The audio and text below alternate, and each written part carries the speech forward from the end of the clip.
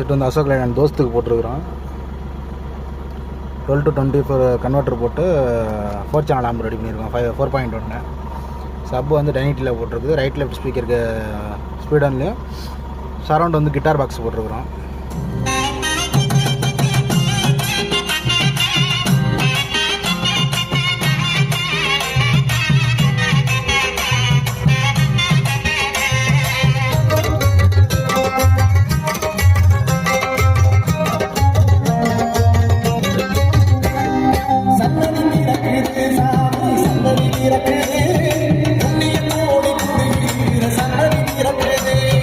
சன்னதி திறக்குது சாமி சன்னதி